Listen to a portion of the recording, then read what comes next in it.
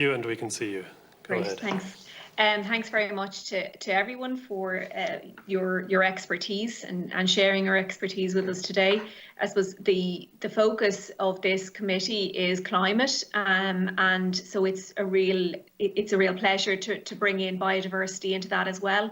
But I would agree with some of what Pádraig has said there about, things moving from department to department. I would love to see that biodiversity would be, as it is at the moment, have a key. There would be a key interest in the Agriculture Committee as well on this area. I think it's hugely important.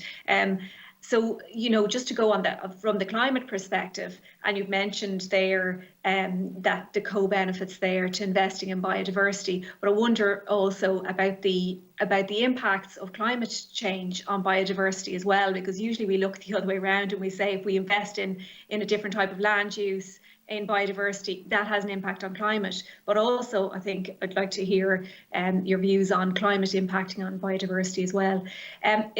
One of the things that's quite stressful, I suppose, for farmers is the idea that we now have this climate bill going through the Dáil and the Seanad, which would see reductions of 51% in emissions by 2030 and being climate neutral by 2050. And we often speak about, well, if other sectors can play their part and they can do more, that agriculture, then there isn't as much of a pressure. But I think it's important to say that there is still that pressure there, and how actually investing in biodiversity can be the thing that really eases the pressure on farmers. And I wonder if you could speak a little bit more about the effects of agriculture, particularly on soil health, which then has an impact on biodiversity as well.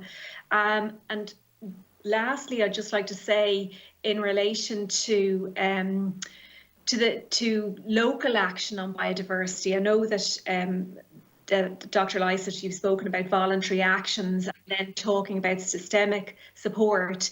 One of those things that certainly I would see is a lack of support within councils for biodiversity. And we have the All Ireland Pollinator Plan, but would you feel, particularly maybe to Professor Stout, that having biodiversity officers on every council could actually help bring the public on board, but also ensure that we have the work done at a local level?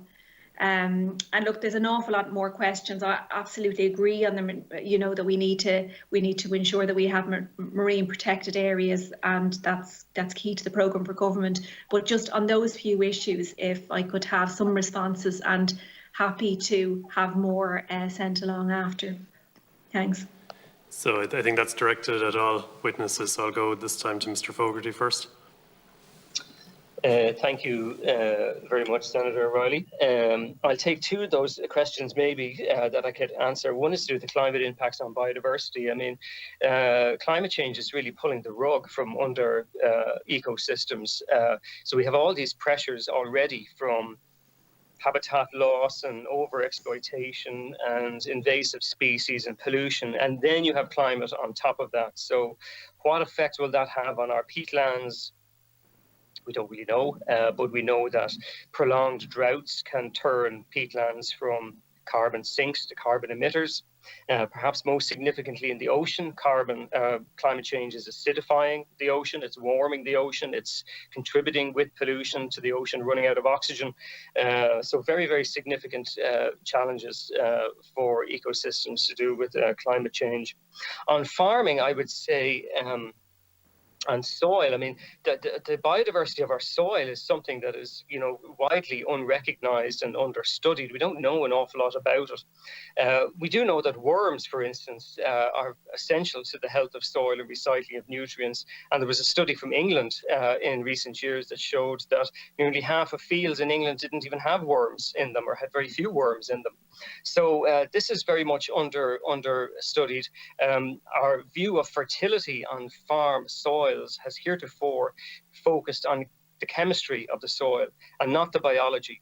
And there are farmers in Ireland who are practicing what's called regenerative farming, which is about bringing the life back to the soil and enhancing the natural fertility of the soil.